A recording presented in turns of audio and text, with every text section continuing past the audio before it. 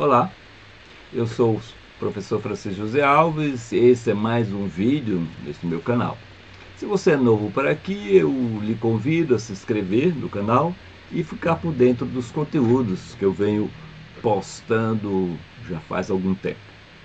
O vídeo de hoje tem como assunto a história da sua família, mais objetivamente, como fazer a história da sua família. A história da sua família, eu creio, é um assunto que pode interessar a muitas pessoas. Então vamos, a partir daqui, apresentar os passos metodológicos ou as etapas deste processo para se construir, para se elaborar a história da sua família. Então vamos à primeira recomendação ou primeiro conselho. Parta sempre de você e seus pais e vá recuando no tempo. Ou seja, é preciso ir do presente para o passado, dos seus antepassados. Isto tem uma razão prática. Em geral, você tem mais acesso aos dados mais recentes, os seus documentos e os dos seus pais. Assim procedendo, você irá puxando os fios que ligam você aos seus antepassados mais próximos ou mais remotos. Os seus documentos e os documentos de seus pais guiarão você para seus avós e bisavós, trisavós, tetravós, etc., até algum ancestral possível de ser rastreado pelos documentos. Há casos nos quais é possível recuar até a 22ª geração de ascendentes. Como exemplo, podemos citar o caso da família real britânica. Os membros daquela família, muito conhecida e muito importante, têm notícias dos seus antepassados que remontam à baixa Idade Média. Assim, o atual rei Charles III tem como antepassado mais remoto conhecido o seu docasavô, 22ª geração, Maurício I, conde de Odorburgo. Este conde viveu nos séculos XII e XIII e o seu condado, a sede do seu domínio, era uma cidade chamada Oldenburgo, situada na Baixa Saxônia, atual Alemanha. Vencida essa primeira etapa, que é a escolha,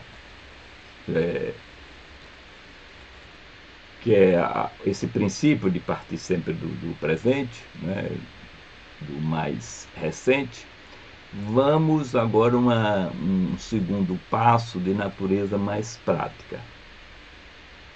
Escolha um ramo para investigar, o materno ou paterno. Esta escolha evitará que você se perca na busca das informações, nos documentos, nas evidências. Pauta-se no conhecido princípio, uma coisa de cada vez. Uma vez feita a pesquisa, quer dizer, o levantamento dos documentos, das evidências, dos testemunhos sobre os seus ancestrais maternos, nada impede de você pesquisar os seus ascendentes paternos. Se divide para facilitar a operação.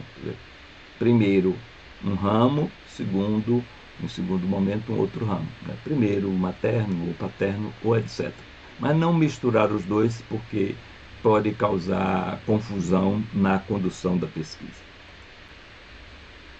Escolhido o ramo que vai ser pesquisado, partindo sempre do presente, passamos para um terceiro momento da pesquisa sobre a história da sua família. Este momento consiste em você formular as perguntas que irão conduzir a pesquisa e o orientar na busca do material. Pesquisar, como vocês sabem, é buscar. Então é preciso que você saiba minimamente o que está buscando. O que é que você quer saber sobre os seus ancestrais? A formulação de um questionário neste sentido é fundamental. No caso da sua pesquisa sobre os seus ancestrais, você pode perguntar, dentre outras coisas, quais os nomes dos seus antepassados? Pergunta básica, o nome deles. onde nasceram, onde viveram, onde morreram, que profissões ou ocupações tiveram, quando e onde se casaram, se divorciaram, quantos filhos tiveram, de que faleceram, de que doenças padeceram, que escolaridade tiveram, qual o perfil físico e psicológico, o perfil tinham eles, e que anedotas curiosas ou pitorescas se contam sobre eles. Ou ainda qual ideologia política, qual religião que os seus antepassados cultivaram. Ou que instituições escolares eles frequentaram. É muito importante que se estabeleça essas perguntas. Isso não significa fechar-se nesse questionário, mas geralmente só se encontra aquilo que se procura, né? Então, você precisa estar guiado para saber o que você está buscando. Claro que você deve estar aberto para outras informações que você não tinha previsto no seu questionário. Seja como for, a formulação do questionário é um passo fundamental na pesquisa sobre a história da sua família. Vencidas as 3 etapas anteriores, relembremos, né? Os 3 mandamentos. Partir sempre do presente, escolher um ramo, né? E elaboração de um questionário. Vamos passar agora ao 4º momento. Né? Busque e localize todos os documentos aqui no sentido largo do termo, ou seja, todos aqueles rastros documentais que poderão responder às suas questões. Documento aqui não é um documento cartorário, é um documento oficial, ok? Podemos falar de testemunhos, as evidências. Busque e localize todas as evidências que poderão responder às suas questões. Muitos documentos poderão ser utilizados para a construção da história da sua família. Eu vou elencar aqui alguns tipos mais comuns. Então, em primeiro lugar, vamos considerar os documentos cartoriais. Documentos guardados em cartório, como certidão de nascimento, certidão de casamento, divórcios, óbitos, escrituras de compra e venda. Né? Tudo isso são documentos que poderão oferecer informações importantes para a elaboração, para a reconstituição da trajetória temporal, da trajetória da sua família ao longo do tempo, ao longo de décadas, ao longo de anos e até de séculos. Então, além desses documentos cartoriais que eu acabei de enumerar, nós temos ainda os documentos eclesiásticos, que é produzido pelas igrejas, no caso aqui, sobretudo, a Igreja Católica, que são os termos de batismo, de crisma, de casamento, ondulações de casamento, os termos de enterro, as atas de batismo das igrejas evangélicas. Né? Esses documentos, a gente estou apresentando aqui uma tipologia, né? Então, além desses documentos cartorários, nós teríamos também um segundo tipo, esses documentos ligados às igrejas. Há também os documentos produzidos sob a égide do Estado. Né? Como exemplo, podemos citar carteiras de identidades, mais recentemente CPF, título eleitoral, carteira profissional, certificado de alistamento militar para os homens. Né? Esses são documentos produzidos pelo Estado e que trarão informações sobre os seus ancestrais que você está pesquisando. Um outro filão, além dos que eu enumerei até aqui, para a história da sua família, é formada pelos documentos escolares. Né? Na medida que a escolarização já é no Brasil mais ou menos universal, né? Neste rol dos documentos escolares, quer dizer, nós podemos falar de diplomas históricos, currículos, carteiras estudantis. Né? E também uma documentação muito preciosa, que deve ser guardada pelas escolas, que são as pastas de alunos, essas pastas ficariam nas escolas e que o investigador pode tranquilamente, pela lei de acesso a informações, ter acesso a este tipo de documento, né? As pastas de aluno, tendo informações mais precisas, ou mais nuançadas sobre aquele aluno ou aquela aluna. Além dos documentos que eu numerei até aqui, para a feitura da história dessa família, temos também os documentos familiares, digamos assim, os documentos produzidos no seio da família. Eu estou pensando aqui no caso dos álbuns fotográficos, na correspondência ativa ou passiva, quer dizer, recebida ou enviada, os contratos de compra e venda, os filmes caseiros em Super 8 do passado, VHS, DVD. Estou pensando também nos diários íntimos e nos extraordinários cadernos de assentos, né? Assentos quer dizer, era uma tradição que hoje as pessoas não conservam mais, as pessoas tinham um caderninho onde anotavam as coisas importantes, né? O caderno, o livro de assentos. No Brasil nós temos notícia de livros dessa natureza, o mais velho que eu tenho notícia é do século XVIII. Gilberto Freire, por exemplo, para Casa Grande Senzala, utilizou muito esses cadernos de assentos dos senhores de engenho. Há também uma tradição mais recente, os livros de bebê, onde as famílias vão registrando a evolução do bebê, os primeiros passos, etc. E no caso das famílias evangélicas, é o caso das chamadas Bíblias de Família, Bíblias nas quais os possuidores vão anotando coisas importantes daquela família. Há ainda um documento médico chamado os cartões de vacina. Então, este é o arsenal do material, né? Como você pode ver, nessa pequena lista que eu enumerei, é bastante diversificado o material que você pode usar para construir a história da sua família. É muito diversificado. Atenção, cada um desse tipo de material, desses materiais, demanda um tratamento em conformidade com seu gênero e natureza. Não podemos tratar o gato por lebre. Por exemplo, essa informação você extraiu de um diário íntimo ou de um documento oficial? É preciso estar atento para a natureza, né? O tipo de documento que você está utilizando. Você não pode, por exemplo, utilizar uma sátira como se fosse um panegírico, não é?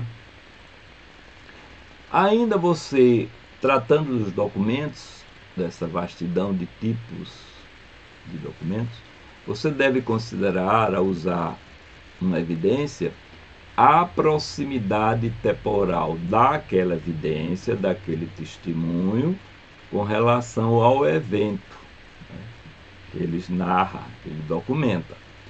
Então, por exemplo, o documento foi feito na hora, né, como, por exemplo, um termo de batismo, né, ou um termo de casamento, geralmente feito ali na hora. No caso do batismo, não, é feito geralmente depois. Ou é um documento, um testemunho, uma evidência que fala de uma lembrança remota, quer dizer, anos depois a pessoa está relembrando. Então é preciso estar atento, já que, como sabemos, a memória muitas vezes pode trair. No uso dos documentos textuais, é ainda necessário considerar a natureza física deles. É um original, é uma certidão, um traslado, é uma fotocópia, é um microfilme. Todas essas considerações visam atentar para os problemas decorrentes de cópias, de interpolações e etc. Passamos agora ao quinto ponto, né? Copie, você estabeleceu as perguntas, buscou os documentos, localizou, reproduziu, quer dizer, copiou. Agora passamos à fase seguinte. Nesta fase, fase 5, você copia ou extrai dos documentos encontrados os dados que respondem às suas questões, que você quer saber. Como eu disse, você tem um conjunto de perguntas e vai aos documentos buscando respostas para elas. Nesse passo da sua pesquisa, você pode optar por copiar um documento na íntegra, né, digamos, um termo de batismo, ou somente extrair os dados de interesse contidos naquele testemunho, né? Aquele trecho, aquela passagem que seja importante para você. Aqui, mais uma vez, é preciso se orientar pelo bom senso. Não faz sentido copiar toda a lista nominal de um censo demográfico. Eu estou falando do censo demográfico do século XIX, né? Porque o censo demográfico de hoje tem um feitio diferente. Mas havia no século XIX censos que eram assim, uma lista nominal dos moradores, dos habitantes da Vila X. Então, neste caso de uma lista nominal, você apenas pode copiar os nomes que te interessam. Passamos agora ao sexto momento da pesquisa, da reconstrução da história da sua família. Neste momento, recapitulando mais uma vez, você elaborou um conjunto de perguntas das questões que você quer saber sobre os seus antepassados, depois localizou os documentos, né? E agora copiou os documentos, extraiu dos documentos os dados relevantes, importantes ou pertinentes com relação à sua família. Nesse sexto momento, você vai transformar estas informações encontradas numa cronologia, ou na chamada linha do tempo. Você, após a coleta, elabora uma cronologia factual do passado, da existência dos seus antepassados. É um expediente muito simples, uma coisa muito simples de se elaborar. À esquerda você põe o ano, o mês, o dia de nascimento, do casamento, do óbito dos seus ancestrais mais recuados, né, dos mais recuados para o presente, e ao lado das datas você descreve sucintamente o evento. Estou querendo dizer que a cronologia ou linha do tempo é um elemento bastante objetivo e seco, né? Mas ela é muito importante, né, para você visualizar o processo evolutivo, as transformações, as metamorfoses sofridas ou vivenciadas por sua família ao longo do tempo. Ela é muito importante, né? Como eu já disse, porque ela permite visualizar esse conjunto de eventos familiares no decorrer de anos, de décadas e, se você for um felizardo, até de séculos, né? Como no caso do Príncipe Charles, que pode recuar até a Alta Idade Média. Vencido a sexta etapa, passemos para a penúltima etapa da nossa pesquisa. Neste momento da pesquisa, você transforma a cronologia, que foi elaborada no passo anterior, numa narrativa que conta o passado de sua história. Pense a cronologia como um esqueleto, uma estrutura seca. E transformar essa cronologia factual numa narrativa é, metaforicamente, você dar carne e espírito a este esqueleto seco. Exemplifico. Imagine que em sua cronologia você registrou 1950, maio, fulano de tal, casa-se com cicrano. Esse registro factual da cronologia ganhará vida, ganhará espírito, se você contar, por exemplo, uma anedota conservada na memória da família sobre o dito casório. Exemplo fictício: a diarreia do lobo nas horas que antecederam a cerimônia, ou o fiasco na lua de mel. Tudo isso dá vida, dá carne àquele seco esqueleto. Bem, e assim caminhamos para o último passo dessa aventura, dessa busca da vida, da história, da trajetória dos seus familiares. O oitavo passo. A recomendação é o seguinte, é que ao fazer a cronologia, do mesmo modo a narrativa, você registre as fontes de informação utilizadas. Dito de maneira mais direta, de onde você tirou essa informação? A referenciação das fontes variam em conformidade com a natureza delas, né? Tipo de evidência. De modo geral, você deve consultar as normas da ABNT sobre documentação. A norma da ABNT sobre o assunto vai exemplificar os diversos, ou quase a totalidade dos casos. Mas, de modo geral, recomenda-se a indicação da autoria, do local, da data e da produção do testemunho. Exemplo: se você usa certidão, convém registrar o órgão emissor, o autor, a cidade, o dia, mês, o ano da emissão da certidão. Também é preciso indicar o acervo ao qual pertence o documento usado, uma espécie de endereço do documento utilizado. Se você utiliza, por exemplo, como testemunho, como documento, um audiovisual de alguém, você precisa indicar o nome do depoente, o coletor do depoimento, o local e a data da feitura da realização do registro. Se você fizer uso de um dado extraído de uma fonte bibliográfica, né, você pode encontrar informações sobre pessoas em obras historiográficas, livros, teses, artigos de dissertação.